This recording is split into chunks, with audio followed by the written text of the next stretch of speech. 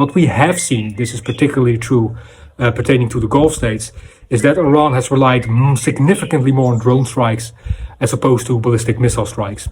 Whereas when it comes down to targeting Israel, Iran has relied more on ballistic missiles, and particularly missiles carrying cluster munitions, which can disperse over a specific area, making aerial interception significantly more challenging. Now, the reason why this is, first and foremost, is because the Gulf states are in a much closer proximity to Iran than Israel is. But secondly, over the course of the 12-day war of last year that Israel waged against Iran, Israel had an interception rate pertaining to drones of 99.99%, meaning it pretty much intercepted every drone that was launched towards them, either from Iran or from Yemen, launched by the Houthi organization.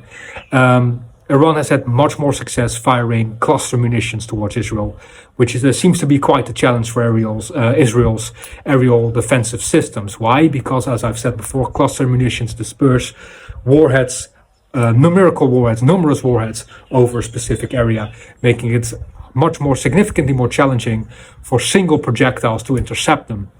Now, once again, did it allow Iran to degrade Israel's offensive and defensive capabilities to an extent that it would have a direct effect on their current aerial campaigns against the Ayatollah regime? No, absolutely not.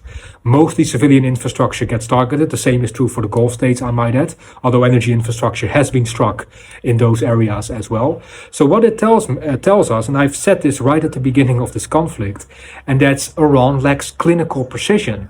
So whenever I told previously on this channel that Iran isn't necessarily quite adept at warfare, well, this is one of the main reasons. Yes, cluster munitions is great for effect, right? Posting on social media, on Twitter, on Facebook, a rain of bombs falling on Israel, falling on your enemy. It's great for rhetoric, right? It's great for the ongoing narrative that you're still in this fight.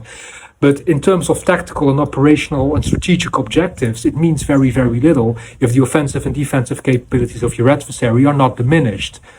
So it's mostly for show as of this particular moment in time, to show the international community who perhaps aren't as well versed in warfare that, hey, we're not going anywhere, this campaign is doomed to fail, we will remain, we will survive.